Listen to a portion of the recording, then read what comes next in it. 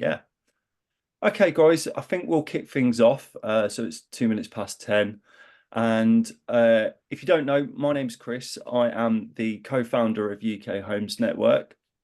UK Homes Network is a relatively new platform and new business. We kicked off 5 months ago, and we are the first alternative to social media for the property industry. Typically, property professionals only ever want to network with each other. They don't need the outside noise of social media from other industries trying to sell into the property industry. So we've eliminated the interference of algorithms deciding on how relevant your post is, and also the AI generated spam messages that I'm sure fills up everyone's inboxes. So if you want to head over to UK Homes Network or download the app, I'll put the link in the chat. It'd be great to have you in there and carry on the discussion after the webinar. Ben's already in there at the moment. We're going to try and get Adam in there as well. And obviously Adam's going to talk about Empty Homes Network, which is a fantastic organization. So what we're going to do today is we're going to deep dive into empty homes, whether it could alleviate the housing crisis, what exactly is defined by an empty home. Is there really a significant amount of empty homes around the UK, considering it's a housing crisis? I think that'd be quite an interesting topic to dive into. So before you get bored of hearing my monotone voice, I'm going to hand over to Adam and Ben. So myself and Ben have known each other since the launch. If you've joined us on previous webinars, you'll know that me and Ben spent a rainy night under a canopy doing the Land Aid big sleep out. Ben loves to tell everyone that we were spooning, but I can confirm, as my girlfriend's in the next room, we definitely didn't spoon. Yeah, Ben has been a massive support to UK Homes Network since we launched. I'm not going to steal his thunder and dive into that. And Ben kindly introduced me to Adam with the Empty Homes Network, and Adam is doing some fantastic work around the industry at the moment, trying to talk about this subject, and particularly reach out to empty homes officers around the country. So Ben, yeah, I've kind of teed you up nicely there. Do you want to sort of give an introduction as to yourself and what it is you do? Yeah, well, very much. I mean, firstly, Chris, denial only makes the rumours stronger. So you know what? The more you protest, the more people believe that we really were, and you were really trying to hug me to try and get my warmth. So you know what? Understand that one completely. So yes, in terms of my background, I'm a chart surveyor by background. I've been in the industry for about 20 years now. I sort of set up an infrastructure development consultancy business about 8 years ago, a company called BTS, and we specialise in getting rid of difficult utility constraints. Also, a few years back, I sort of set up something called LandHero, which is a web development land portal. Development land, and then really about almost less than a year ago, delved into our app, which is LandHero, which I'll talk about a little bit later. But yeah, I'm really excited to be brought on here. You know, Chris has been brilliant support for me. I'll be handing over to Adam in a second, because we're desperate to help and support other people in terms of unleashing SMEs and getting more builders, more small developers involved in projects to become our new future house builders. And feel also, as well, as a really strong social responsibility of, really unlocking some of this empty property and derelict sites all across the UK. So, yeah, really, really excited to talk today. And maybe over to you, Adam, if that's all right. So, absolutely no problem at all. Can you hear me okay? Perfect. Brilliant. Good. So, yeah, I'm Adam Cliff, current policy lead and secretary for the Empty Homes Network. My empty homes journey and my kind of foray into the empty homes world started when I was about 11, and grew up visiting my granddad, actually, who lived below an empty home. He lived in a big kind of Victorian double-fronted house split into two flats, and he lived on the ground floor. The flat above him had been empty for as long as I could remember. So growing up and going to visit him over the years, we started as a family to realise that this empty home was causing him some issues. It started to increase his decline in mental health, and he started to think that people were trying to get in and take over the flat above him. And sort of over the years, his mental health deteriorated quite significantly to the point where he had to move out of his property.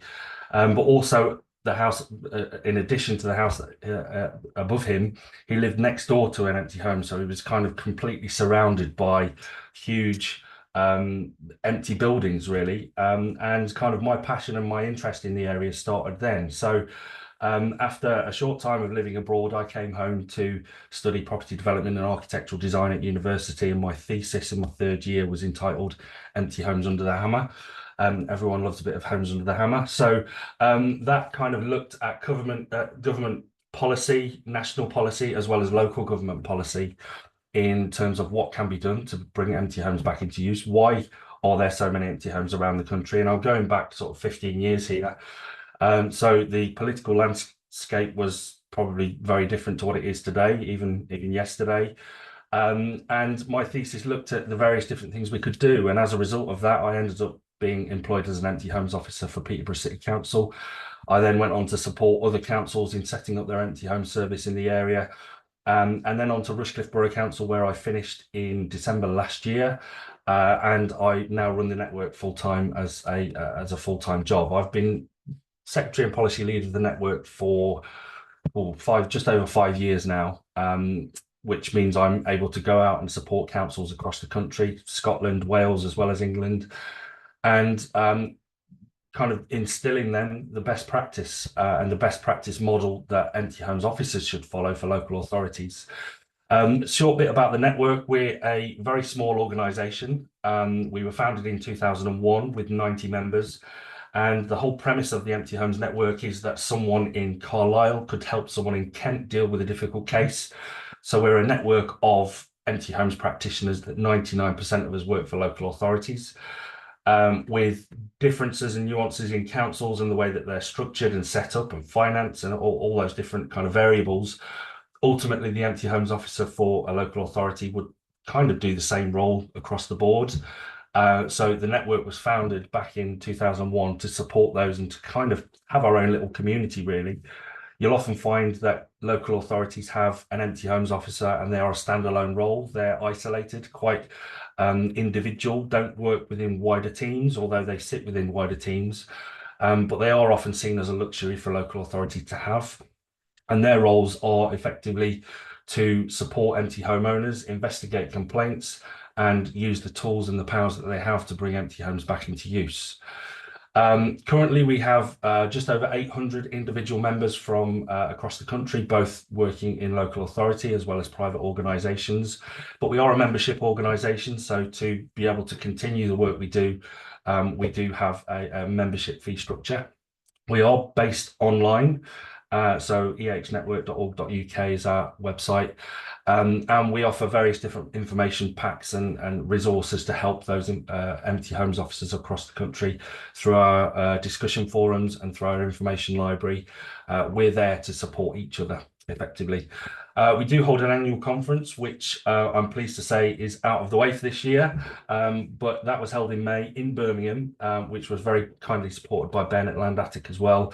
But that brings together practitioners from all over the country, far and wide. We've even had people from different countries in the past come and see what we do.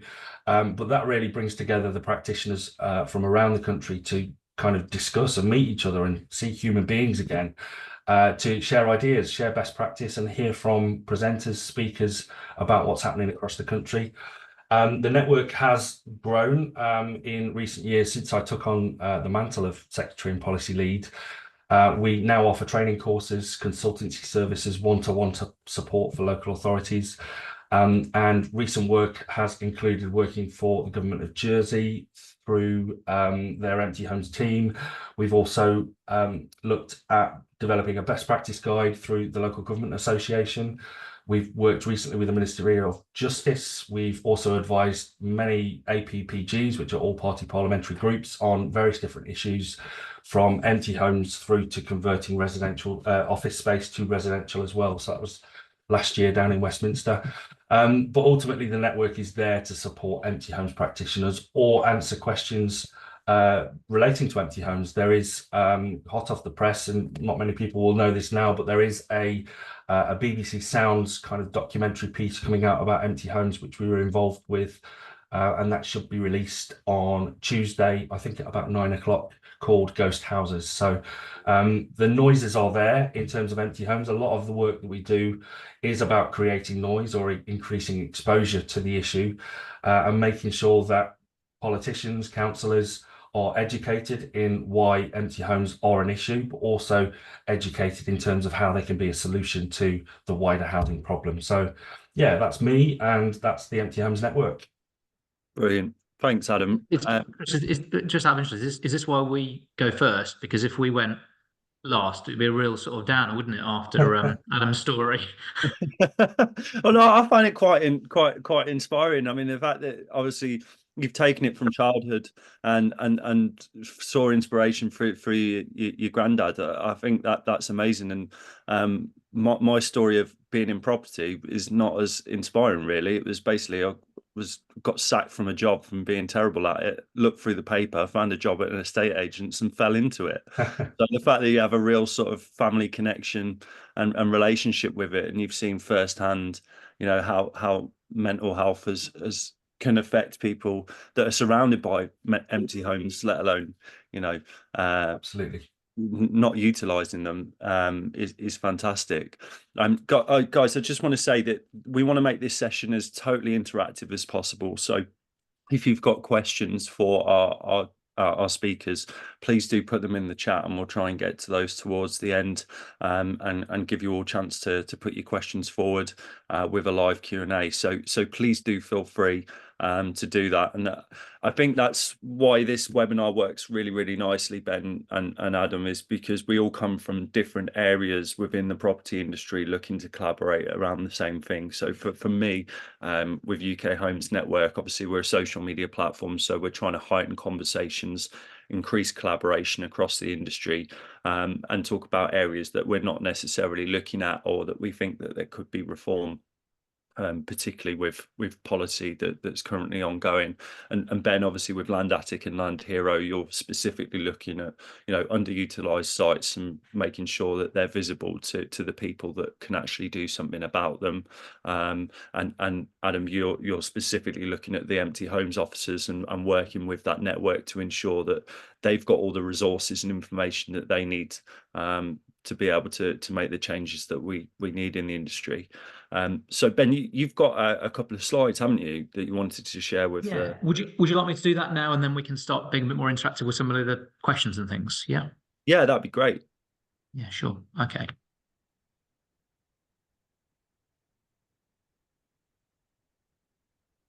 Okay.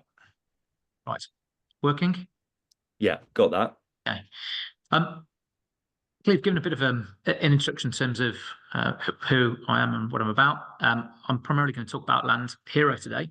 So very much for me, this is all about helping and supporting and finding more sites, but actually really just trying to drive it through at community level. So at the moment, I think we're all pretty much aware of this, and I'm sure some of these questions will come in a bit later about the change in government, but clearly derelict spaces, empty houses, very much what Adam's just talked about in terms of his story. When you live next to one of these things, it has antisocial behaviour, has crime, has all the things that you don't need from being or living next to an empty property, whether it's commercial, residential, or any other sort of type of empty or derelict site or property. Clearly, we're also seeing huge changes with all the tech side of things. The tech revolution, especially on the high street, has made a massive difference to shopping.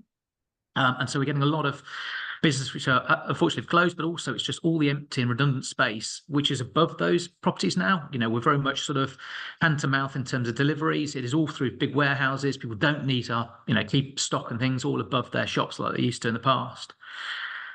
Yeah, we do have, you know, quite a few fractured communities when you have empty properties and derelict buildings, and that can cause quite a bit of upset, distress in it. And then we're not really seeing, and we are seeing quite a bit, but we still need to see more regeneration and investment with urban areas. Just a couple of graphs there, just by sort of illustration. These from Shelter, the graphs. The top graph effectively is the reduction in number of social rent homes over the last 70 years, which is unbelievable how much it's reduced. And then the graph below that is the sort of when they talk about housing tenure, is the amount of reduction of social housing. So that is the social housing that's been the right to buy, but also the fact that no one's really building enough affordable housing and social housing, and then the increase in private rented housing. So we've got, you know, huge issues here that sort of need to be tackled. I'm going to go to Brownfield Register. Brownfield Register is actually an open database. If you go in through sort of central government website, you can actually find these listings. They're all held in sort of like a CSV sort of type file, so effectively like Excel spreadsheets. We do actually host on LandAttic, and there's other sort of data portals that also do as well. In terms of the sort of dwelling sort of potential, I mean, we're looking at something like 23,000 sites that have been identified in the National Brownfield Register. That works out to be 27,000 odd hectares, which is, you know, 1.2 million houses, which is a significant number of housing. And housing targets at the moment were previously, before the change, we're about 300,000, but the reality of the target is we just need more housing. It's irrelevant to the number. We're constantly missing it by at least it's over 100,000 that we've been missing it for years and years now. The interesting about the Brownfield Register, and we'll come perhaps back to Adam a bit later on this one, is that there are thresholds that actually is what is part of that criteria. So local authorities identify it, but it has to be over a certain size, it has to be over 0.25 hectares or capable of supporting 5 dwellings. No ownership issues, must be suitable for residential only. The only developer 21 days must have expressed a desire to develop a cell, must be suitable for residential development. I mean, why this is just a list of text is because it's really hard for local authorities to actually present this information. They have to do it every year. It takes up a huge amount of resource.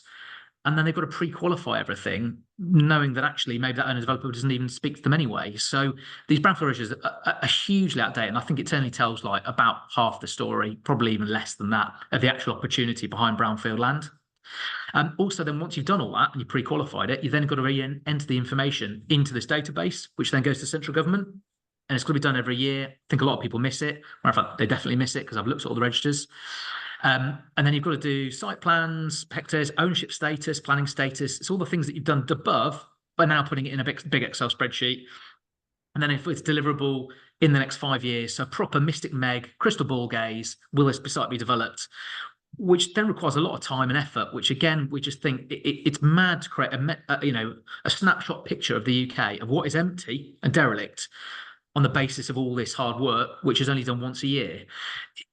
So for us, we believe communities are absolutely the key. It has to start there. And this is why we have our LandHero app. LandHero app is for an individual to take a photo of an empty or derelict property. And we're very much working with helping local authorities. For them, it's free to receive all the information. It's why we've been trying to support Adam as well and all his empty homes members as well, to say, well, look, let's get this information over to you so you have a complete snapshot that's been driven by that local community. One thing that we're finding as well, that people oddly only move about 50%, move no further than about 9 miles from their previous homes. So residents generally stay where they live in their communities, and that's what it's all about. And it's the perfect time to be improving these urban environments. So the best people to identify the problem is the people. It is the people on the ground, and that's what we're really trying to help sort of drive. So here's the app. Effectively, it's a bit of a point and take a photo, and then the information comes through. We get about getting 1,000 a month submissions. They also include updates. You get points. It's all sort of gamified as well, so it's easy for the user. And then with this information, it's into collaboration. This is what Adam was very much talking about. This is we collaborate with the National Brownfield Institute in terms of layering their data. We work with obviously the number of public bodies that are already there. They already have free subscription effectively to the information, so that they can ask their community to send sites to them, and then they just receive that information. Work with charities and also a few national, quite a few national organisations. So Empty Homes Network, Adam, I've got your name on there. But yeah, WCA, we spoke to the Scottish Empty Homes Partnership as well, which I think is your twin up there, wearing a kilt rather than wearing probably what you're wearing, a pair of trousers, hopefully. And also the Welsh Government as well. So I wasn't going to do too much more because I know Chris likes interactive and he gets very bored in my presentations. As I said, it is completely free to go onto LandAttic and see the information coming in. But then you do have to pay if you actually want to see more detail of exactly where it is and things. And then it is completely open and free, and including the subscription to local authorities and government. So I wasn't going to do any more in fear of getting people more bored. So hopefully that helps. There we go. Just for context, I love your slides, Ben. They're always packed full of information. So yeah, thanks for that. And it's really interesting to see, obviously, how LandHero and LandAtic interact, and obviously bring attention to those brownfield sites and all the data that you're collecting. Adam, could you give us a bit more context in terms of the kind of work you're doing with the empty homes officers? You know, the sort of resources that are available to them. Maybe give us a bit of an insight into what is an empty home, and how as an industry we could be a little bit more conscious of what's going on. Yeah, so in terms of empty homes officers and their work, I'll start it by kind of giving a very strange analogy that certainly when we're looking at local authorities, and I've said this quite a lot recently, that we have to look at local authorities like members of the public. So if there's 350 councils across the country, if we took 350 members of the public, each one of those 350 people would be different in race, gender, financial standing, background, upbringing, and kind of that's what local authority is. Each local authority is different geographically, in terms of their financial stature, in terms of their priorities, in terms of their background and what they stand for, political makeup, etc. So when it comes down to empty homes, quite often we see that empty homes teams or empty homes officers are a luxury for local authorities to have. It's not always a case of first in, first out. And if they're recently appointed an empty homes officer, then they would be the first out if everything was to change. But ultimately, having empty homes in your area or having an empty home is not illegal. So having an empty homes officer working on those for the council is often seen as a luxury. So our role and the network's role is to support those empty homes officers in any way that we can, be that in supplying best practice guides, by lobbying government for more resources or different policies or changes in policy, and ultimately that be there to be a hand to hold, or a guidance or a support network that could get someone over a difficult or challenging case. So we can do that through our website, through information libraries and forums, etc. But just to have someone to pick up the phone to, or to ask a question to say, am I doing this right? Because often it's the case that they work on their own and in isolation, not in wider teams or not within experienced teams of empty homes officers. So we're there for those officers to kind of support them on their in their day-to-day roles, as well as the wider stuff. So lobbying central government and kind of shouting about the issue of empty homes. The more we shout, the more we hope that resources will be increased right across the board. Our aim as a network is to have an empty homes officer across every local authority in the country. That's what I personally think is needed to encourage more empty homes to be brought back into use. It's not about offering grants, loans, financial assistance all the time. 99% of an empty homes officer's work is about negotiating with an owner or putting options on the table in terms of what's available to them, how they can bring their empty home back into use. And that 1% is enforcement. You know, by enforcement, I mean compulsory purchase order, enforced sales, empty dwelling management orders, or any of the smaller improvement notices that councils might use to improve the aesthetics of a building or improve the aesthetics of a dwelling. So yeah, for us, it's all about support, whether that be writing templates or writing letter templates so councils can send them out to owners, or writing guides on behalf of the local government association like we did last year. Amazing. Go on, Ben. Adam, if someone spotted an empty home, but then they're paying council, sorry, they sent possible empty homes, and empty homes officers saying, I've just been made aware of an empty home. The research behind that establishes, yes, there is an owner, but then the owner appears to be paying council tax. Is that an empty home? Yeah, ultimately, depending on. So I'm of the strong opinion that the council tax system, or certainly the council tax definitions behind empty homes, could do with some reform. When it comes to empty homes, there are probably I'd say around about 12 to 15 different classes of council tax exemption or discount or terminology definitions that all empty homes could fit within.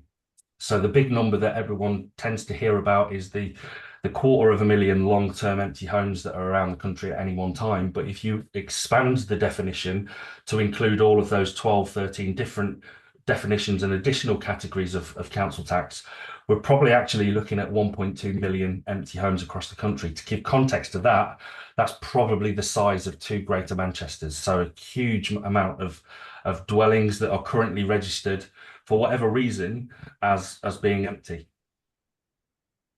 Just to follow up then, so we don't know, I mean, I presume the council tax can maybe give an indication for the size of the property, perhaps, but actually, once there is no council tax and there's an identified sort of property, there's no classification of how big that property is. It could be an empty home. It could be like Chris's manor house that's suddenly empty.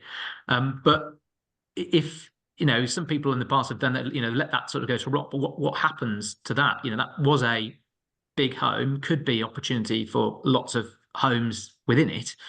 How's that? Is there any sort of thought process on that at all?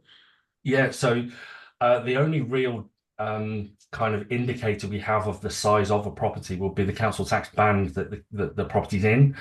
And the way that works might mean that there is a big kind of detached dwelling in one area on a band C, but in another area it's a 1-bedroom flat within the same council tax band. So we don't have anything available to us other than our eyes and a bit of investigation work to see how big physically a property is.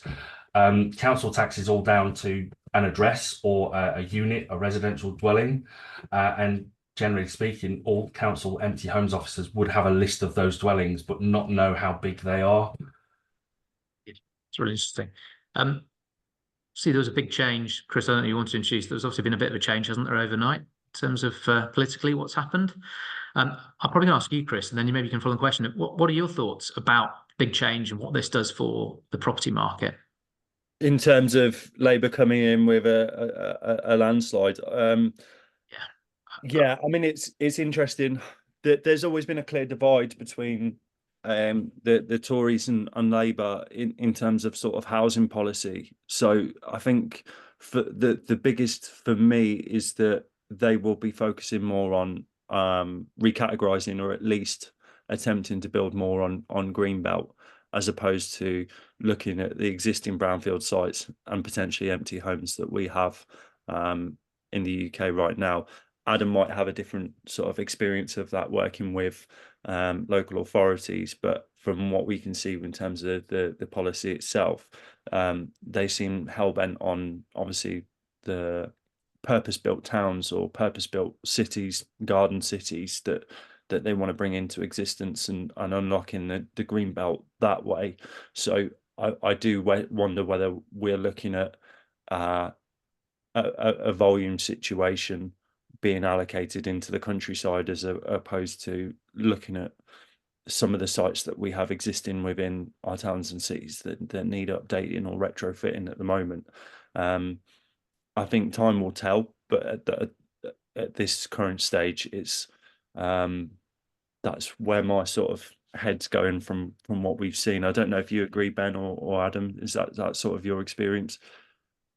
I'll let Adam do it, and then if he's answered the question, then that way I don't have to answer. But yeah, no, I'm intrigued, Adam, as well, based on what Chris has said, is that, you know, what difference this makes to you and to the empty homes officers and some that obviously are joined today. You know, is this going to make an impact to bringing some of these empty homes, which is honestly an absolute travesty that these are just empty, derelict homes with what I believe we have powers in place, but it's just the implementation of them, the money that's needed for these people, your support group network to bring these forward. So sorry, I'm forcing the question a little bit, but really good to get your thoughts on that. Yeah, I think the wider issue is probably going to be what resources, ultimately what finance is available for local government, and how that's going to change. I think the planning policies will change. I think Chris is right in that we'll probably be looking at building more and more houses. I kind of think of it quite differently in terms of policy and legislation. I think the only mention of empty homes over the past couple of months was actually from the Green Party, who said, yes, we might need to build 150,000 houses a year, but we don't need to actually build 150,000 if we look at other resources and other properties that are already there. What we actually need to do is build 90,000, bring 30,000 empty homes back into use, and then lease the 30 other thousand from landlords, from developers who want to come out of the market because of the changes in tax systems. And there are people leaving the rental market as it is currently. So can we kind of hop onto the back of that and potentially lease them, guarantee them a rent, use their property for 5 to 10 years, and bring social homes into the sector that way? So I thought that was really innovative, very kind of forward thinking. But I think the figures that we'll hear in terms of homes over the next couple of weeks, maybe months, is we need to build X and that is it. Any other changes to housing policy will be probably rent reforms, the removal of the no fault eviction, that kind of stuff. So I also think it's quite interesting that in terms of the empty home sphere in government policy or government noise, is that recently the only things we've had to go on are the National Empty Homes Programme, which was a result of the coalition back in 2012-13 when it was. And then since then, because of Brexit and because of COVID, housing policy in general has kind of been pushed to the bottom of the pile. Unfortunately, as a result of Grenfell, one of the things that Jeremy Corbyn said is that we need to go out and seize all of the empty homes across Kensington and Chelsea and use those properties to put people in. I think that was kind of the furthest end of the spectrum we could possibly go to, but it might need some thinking along those lines to give us additional powers or give us more sticks and more carrots from the current government or the new government to offer empty home owners, because that's what we need. If there are 1.2 million empty homes across the country, we need 1.2 million different solutions, because everybody's property, personal circumstance and person is different. So therefore we need to cover all of those variables and encourage people dependent on their hurdles that they're experiencing to bring their empty homes back into use. Yeah, I totally agree. I think it's quite a sort of radical idea I had in my head, but I mean, if they were to help developers out in terms of building more properties, they also need to help the sort of more SME developers that are retrofitting existing properties. And one of the ways that I thought we could do that is potentially, we've seen under the Tory government a revitalisation of the PD rights, and maybe including or having a look at, with the single story extension up to 3 meters, maybe including a 2-story extension up to the same amount, so that we can add an extra bedroom or relocate the bathroom upstairs, make homes more profitable for those developers going in, so that they can increase the additional bedroom. Or, for example, the 2 up 2 downs that we see across our cities that have still got the bathroom located downstairs, allowing them to build a 2nd-story extension so that they can put the bathroom back upstairs, so that they, excuse the terminology, don't have to shit where they eat. Yeah, so that's me off my soapbox. Well, yeah, I mean, it's fantastic. I'm probably sit somewhere in between both of you, actually. But I think it is all and everything. So we do need to release some greenbelt. We do need a serious overhaul. And I saw in one of the pop-ups that I think about planning system is unfortunately a political potato where people keep trying to transform it. We do have a good planning system, but it just takes so long. And actually, there needs to be more resource thrown at local authorities to deal with these applications, to actually sensibly take them through, which I know has been really difficult. I do also really want to understand where a lot of these brownfield sites are and these empty homes are, and actually really ensure this collaboration really comes through to the people then can drive the investment behind it. We talk very big level about these numbers, but it's actually being really specific to that individual issue. And I know that Shelter did some great work, and Adam, you're doing some great work at this ground level. And with the rise of prop tech as it comes through, we can really start to map out exactly where these things are and where the opportunities are, which gives the benefit for the SMEs to get involved, benefit for local authorities to be involved, and then real clarity about the information that you have in front of you. So you really do then know that that empty property has been empty for like 5 years. That's a problem, and that's a problem for the people nearby it. I pulled out some very interesting stats about regeneration and what the value it does to people the neighbouring properties. And the government did a value-led type process. They talked about 3% increase in value of people's home who then live around that sort of regeneration. Well, you've got pretty much all sides of that side. So, for a regeneration of 100 houses, let's say the generation around that is, could be times by 4. And then you've got the 3% uplift on those properties. So you've got a huge amount of transferable value by getting into these regeneration areas. So it's a bit of all of everything. The key would be actually government and local authorities actually building more council homes themselves. I mean, that would be affordable homes on mass scale to really solve the problem. The reality of that is they probably don't have the funds or the desire or the resource to do it. So something needs to kind of fill the gap whilst they're finding that end solution of actually properly going back to some decent, affordable housing and affordable rent being built for people. Yeah, and I'm hoping, but a bit of a change. This does look like a potential government that has got the ideas, but whether they've got the implementation, we'll have to see. Yeah, totally agree. Guys, I'm just going to run through some of the comments because I don't know if you've seen the chat has been going off, and there's been a lot of discussion taking place. So I'm going to run through some of the comments, and then guys, if you want to jump in and sort of add your comment to that, that'd be really, really helpful. So Christian has said that there's an empty block of empty apartments in Plaistow, East London, freshly built. I think that's quite reflective of stuff that's happening in London at the moment. A lot of sites are selling off site to overseas investors. So it could be that, those will be rented out shortly, but if they're not, then obviously the empty homes officer needs to get involved. Sorry, Ben, you look. No, definitely. Use the LandHero app, take a photo of it, we'll get it over to the empty homes people. And that's the idea behind it, is to really spotlight and actually cast this, make people do something with something, but you've got to identify it first. So let's get it in the system for everyone to have a look at, and then you can start to really push it. Great. And then this might be a point you want to pick up on, Adam, is that Malcolm Tanner has said, I've approached an empty homes officer at Stratford-upon-Avon Council, and they weren't interested in having discussions. Yeah, I saw that comment earlier, and Malcolm, that's really disappointing. But I think it's kind of indicative of how some councils operate.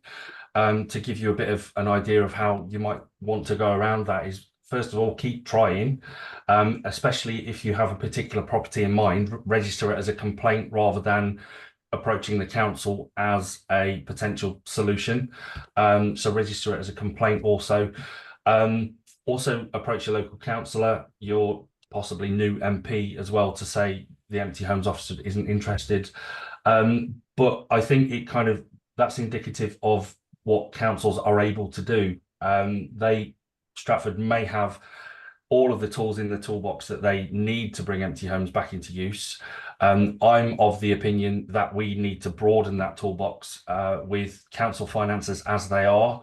Not every council has loans, grants, financial assistance available. So if that isn't the case and we don't have money, then we need to broaden our approach and broaden our pool of options, our suite of options for owners. To me, that includes working with private investors, and I strongly encourage every council to have and to build an investors database. And by that I mean yourself as an investor or as a developer can phone the council and say, I want to work with empty home owners, but I understand that I can't have that data or that information. I would like to be included on an investors list, and it would be a very simple Excel spreadsheet with your name, phone number, any email address, any criteria of specific property you're looking for, and then through the empty homes officer's work and negotiations with the owners, if that particular owner of a property that they're dealing with wants to sell to an investor rather than go through the traditional routes of using a estate agent and fees, and I don't know, they might not like estate agents for whatever reason, then they can refer back to their investors list, even go down the route of holding a silent auction, closed envelope bids. Empty homes officer takes the bid, hands all the envelopes to the owner and says, right, I'm the broker here, my service is free, but I'll put you in touch with those investors and those developers. You've also got, and I hope Nikki, who's on the webinar this morning, won't mind me mentioning that some councils have matchmaking schemes, so they will openly advertise empty homes where the owner has said, I want to sell it and I want to sell it to an investor. Nikki works in Gedling and they've had a matchmaking scheme for a number of years now that's proved very successful for a number of properties. So there's that as well. And there's obviously I've had investors in the past come to me and kind of say, oh, number one, Acacia Avenue is empty, I want to buy it. And I've encouraged them to be themselves quite proactive. So rather than knocking on the door, go and speak to the neighbours, knock on the neighbours' door, and if it's potentially an empty home, obviously be careful because some occupied homes look empty. I'll put it that way. So there's speak to the neighbours, see if you can do a little bit of research in terms of who owns it. So land registry search, which might cost you £3, £4, £5. Try and track down the owner to see if you can find who they are and where they live. And then I've even had investors in the past put in letters through the door in brightly coloured envelopes, handwritten, to say we're interested in your property. Be careful though not to offend people, potentially if the property you're looking at is actually occupied because of the way that that person lives, they don't maintain the garden, look after their house, etc. But within that letter, refer to the property address itself and not a generic leaflet that says kind of webuyanyhouse.com, kind of we're interested in every house rather than your specific building. So there are a couple of ways and a couple of tricks there, hopefully, that will get you around that. But I would continue to keep speaking to the empty homes officer at the council that weren't interested, because one day they might be phoning you to say, actually, that property you mentioned to us, the owner's interested in selling but doesn't want to use an estate agent. Amazing. That's brilliant advice. Thanks, Adam. Glenn has put in a question to Ben. He's also said that I have one of many manor houses. So thanks for that, Glenn. If you could only see the area that I'm sat in Coventry right now, you'd know that that's very far away from my actual existence. But there we go. So he says, hi, Ben. I have a land business and having reviewed many brownfield registrations, most sites don't work from a viability aspect, i.e. you knock down 5 dwellings to build 8 dwellings. When local authorities are reviewing these sites, do they complete a viability study, or is this just a tick box exercise? Tick box exercise. I mean, they're trying to show that they are doing what they're being told to do every year because they've obligated to actually send it through the brownfield register. And they're also trying to show that they've got their 5 homes or their 0.25 hectares, which is about half an acre. So, yeah, it is very underwhelming, the brownfield register. And if you've been on it, you probably find that about 50% of the sites are already being developed or have been developed. So yes, is the answer to that one. Unfortunately, it's a tick box exercise they're having to go through. Brilliant. Daniel says data might be able to help give you more details on the property. Yeah, I think there's some really, really strong, important platforms out there now as well. Sorry, so that was from Daniel, did you say that was? Yeah. Yeah. So from email site, I think, isn't it? So this core really understanding. So what I'm saying is there is already government data that it is quite clunky. So there's quite a few portals now. And I know EMAP site does something very similar, which is that they collate all that information so that you get a bit of a one-stop sort of shop of understanding what the constraints are, whether it be in a flood zone, whether it's area of outstanding natural beauty, but then also the historic planning on it, and also alongside the ownership that Adam talked about, which they link directly to land registry. So yeah, a lot of that information is just key and critical to we really surface it for everybody, and then that way we can very quickly get to source, speak to the right people, and then move it through. Right. Maybe the crowd can help add data via the app. How can, and then Dan's come back with, how can big developers be encouraged to develop more of the land bank they have? Yeah. First question in terms of is the crowd, the individual, the community people, it is making sure that they feel that they're getting involved.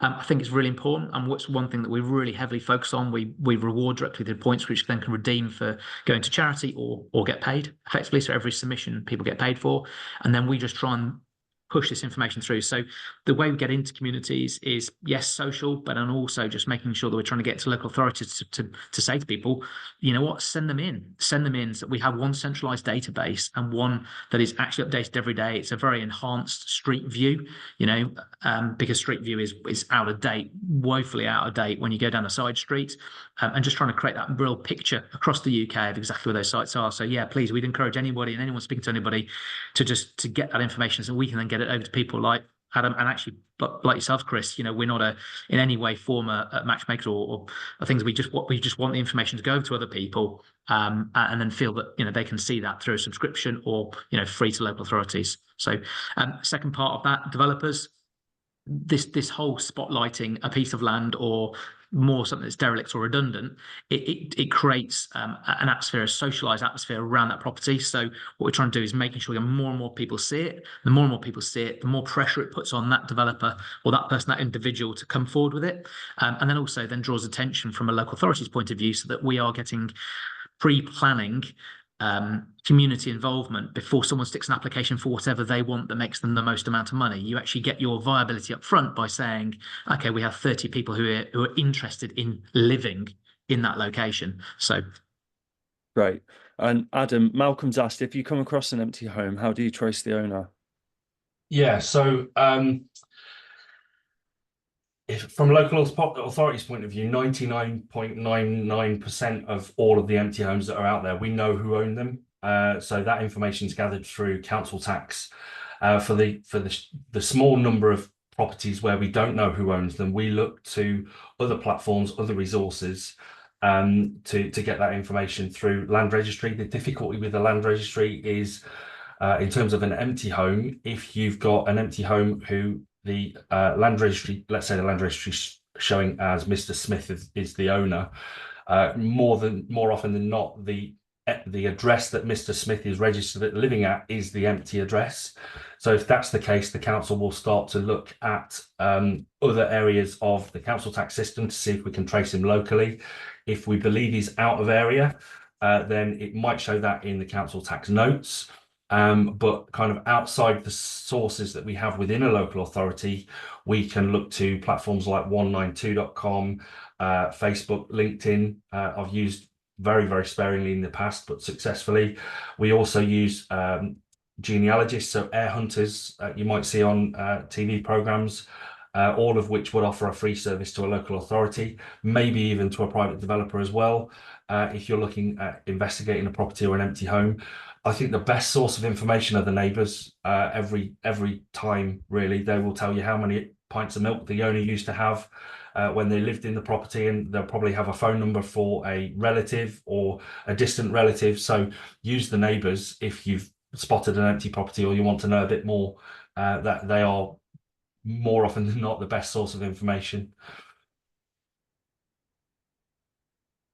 you're an empty homes officer by background as well, aren't you, Adam? So can you talk through what was one of your interesting, have you got quite an interesting case where you had an empty home? I mean, I don't know, wasn't you never find a big cannabis farm or something like that? But anyway, I'll leave you to. There's not much that the only thing that I haven't seen is a body. I've been in fire ravaged houses. I've been in cannabis farms. I've fallen through floors. There's not much that I've not seen or done. I think one case that sticks to my mind, that kind of encapsulates a lot of not only what we can do as an empty homes officer, but also from an owner's point of view, is a property that I dealt with in Peterborough many years ago. It had been empty for 2 years, so the empty homes premium, i.e. the higher level of council tax, had just kicked in. And I was writing to the owner and all the letters kept coming back, and the forwarding address wasn't working for whatever reason. And she had quite an unusual name. So I thought, right, okay, I know her name. I also know from the council tax notes that she works within the media industry. So I started to search for her on Google and tried to find her, and that didn't work. So I went through LinkedIn, typed in her name, and 2 results came back. This name, and kind of one worked in the media, another worked in a different kind of sector altogether. So I looked at the company's website that she was registered working with, and looked under the Our Team, and found her email address. And this company was based in Canada, and I knew that she'd moved to Canada, hence why the property had been empty for 2 years. So she's paying the premium. She's moved to Canada. So I speculatively kind of wrote her an email to say, hi, my name's Adam. I'm working for the council. This is the property I'm interested in. I'm trying to contact you about it. Are you the right person? And within 12 hours, she got back to me saying, yes, I'm the right person. Is everything okay? Is there anything I need to do? And I said, look, your property is now eligible for the premium, so your council tax is doubled. What can we do to help? And she said, well, I really wanted to sell it, but I didn't think I could sell it because it doesn't have any loft insulation. And that's kind of indicative of some of the issues behind why homes are empty, is that empty homeowners don't have the time, they don't have the money, they don't have the knowledge. Many have too much time, too much knowledge. So that is kind of, that case fits into one of those categories. And as a result of that, we were able to have an email exchange that resulted in her selling that property to a local housing association. So in terms of full circle and bringing a property back into use for local people, it was a win for everyone. And she was then able to put down a deposit on her dream home in Vancouver. So that was kind of a great example. Also, one thing I will say that a lot of developers, investors might not know, this case, once it was purchased and refurbished, would have been eligible for the VAT reduction. So if a property's been empty for over 2 years, instead of paying 20% on a 20% VAT on a refurbishment, the VAT eligibility is down to 5%. So on various different aspects of the refurbishment, so structural stuff and gas, electric, windows, kitchens, that kind of anything where you would get a quote from a tradesman. If the property's been empty for over 2 years, the VAT element of it can be reduced from 20% down to 5%. If it's been empty over 10 years, it's 0%, and that also counts for new builds as well. So that's, and yeah, if you're doing a refurbishment that could be worth £200,000, 15% of that is nicer taps or a nicer door, or yeah, a nicer kitchen. So that's something to be aware of. That's available on the government's website. It's something that not a lot of people know about. It's VAT notice 708 of the construction and building development VAT pages, something along those lines, but it's section 8 of VAT notice 708. Brilliant, amazing. So I hope people can look that up. I'm going to be honest, I think we're almost out of time here. Obviously we've crammed in so much into the hour. So a massive thank you to Adam and to Ben for coming on this session and giving us basically a whistle-stop tour of empty homes and how it works. Obviously there's a lot of questions and comments in the chat. So if you want to head over to UK Homes Network now and carry on the conversation, that would be great. And we can keep the conversation going on after that. Adam, would you like to sort of plug the Empty Homes Network before we finish up? Yeah, I would just say be aware of empty homes, really. Obviously, the Empty Homes Network is there to support local government or local councils and their offices. But we're always open to referrals. If there is an empty home near you and you can't get in touch with the council or they don't have a dedicated empty homes officer, then if you're in touch with us, we can point you in the right direction as to how to potentially contact the owner or contact the council. I'm not sure whether membership of the network would be beneficial to developers per se, because we don't have details of addresses or lists of empty homes on our website or anything like that. But we're there to shout about the empty homes message ultimately, and to lobby both local councils and central government to do more. So if you're able to support us in doing that, be that by mentioning us to council officers if you're speaking to councils across the country, or if you'd like to support us in terms of our conference every year, which we normally hold in Birmingham, then I'd be more than happy to have a discussion and to see how that could work. Please visit the website and have a look around, see what we do and who we help. And yeah, keep shouting about why empty homes are an issue, but also why they can be a solution to the housing problem. Brilliant. And Ben, do you want to sort of give us a last? Well, I was only going to say, be a land hero. Go and take photos of basically empty and derelict properties. That's brilliant. If you want to get hold of that information, go on to Land Attic. It's totally free to register, and if you need more information, then you go through the system. Local authorities, if you want that information, it's completely free. So just email me on Land Attic, register for free, and then just let me know and I'll upgrade you. But yeah, just look, really want to thank you, Chris, and you, Adam, as well. It's been lovely to be invited into this, and yeah, I'd love to just chat to yourselves. So thank you very much indeed. Yeah, and again, thank you to our audience. This has been one of our highest amount attended webinars. So thank you very much. And it's so nice to see everyone getting involved in the conversation in the chat. If you want to check out Adam's website or Ben's website, I've put them there in the chat as well, so you can click those. But if you want to carry on the conversation, we're over at UK Homes Network. So hope to see you there. Thanks, guys. Take care. Thanks, Chris. Thanks, Ben. Bye. Have a brilliant weekend. Bye-bye. You too. Bye.